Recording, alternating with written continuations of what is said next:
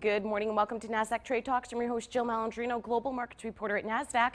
Joining me at the market site in Times Square, I have Caleb Silver. He's the editor-in-chief over Investopedia, and he's joining me for National Financial Awareness Day. It's great to have you with me, as always. And we've spoken about 529 Plan Day, 401k Plan Day. This sounds like it's much more broad. Yeah, it's National Financial Awareness Day. We think that's every day at Investopedia, but we're happy that there's a holiday devoted to it. And that really is about stopping and taking stock of where you are in your financial life, whether you are young, getting started in your professional career, or you're nearing the end of your work days, preparing for retirement. It's the day to really focus in and find out what's what. And it seems like the key three pillars here are saving, budget, and investing. Let's start off with saving. You're never too old or young to start saving. No, the younger the better, and the best day to start saving is today. The next best day is tomorrow. But saving, especially when you're young, means you can compound that saving, those gains over time, and that just grows for you risk-free over time, over years, 20, 30, or 40 years. But it takes getting stock of where you are financially and knowing,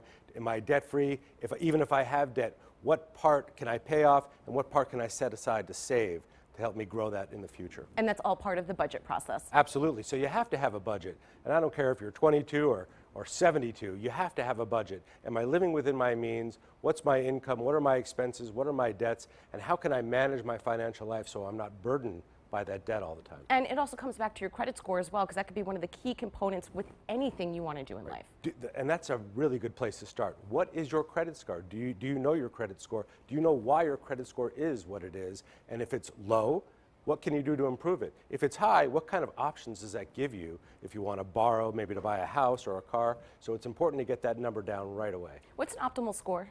Optimal score would be 800 or more. I mean, that's the top of the pyramid there. But if you can get it above 700, you're going to have options. Even above 650, you'll have some options that you wouldn't have if your credit score is low and you have lots of delinquencies on credit cards or other debts that you haven't paid. And that also makes it more expensive to save because your interest rate is going to be higher the lower that your credit score is. So it's just a cycle that you need to break. Right. But you have to start with the awareness. What is it? Why is it what it is? And what can I do to improve it? And back to saving, investing, longer term, 401ks, 529s, taking advantage of any kind of retirement program. Right. So a lot of people, thankfully, invest through their work, through a 401k retirement plan.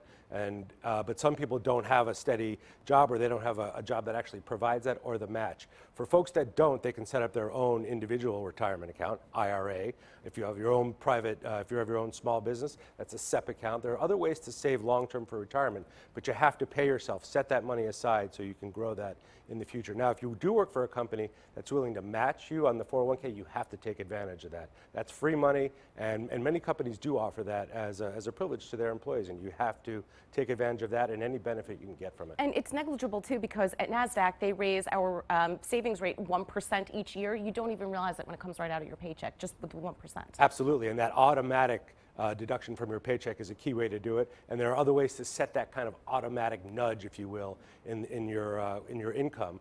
Set aside money for savings, set aside money for investing. Make it an automatic transfer from your checking account, if that's where the money comes, all to your investing accounts, to your retirement accounts. Make that automatic, and if your company's willing to match or even more, you have to take advantage. I also think that getting financial literacy education in schools is incredibly important. Are you starting to see a shift where the education system is opening up to this now? Yeah, there are, I think, now 27 states that are going to require financial literacy at some point in the high school curriculum. We'd like to see that across all 50 states because people come out of high school and they come out of college with debt right off the bat. So $27,000 in student loan debt on average. Credit card debt is about $6,000 per person.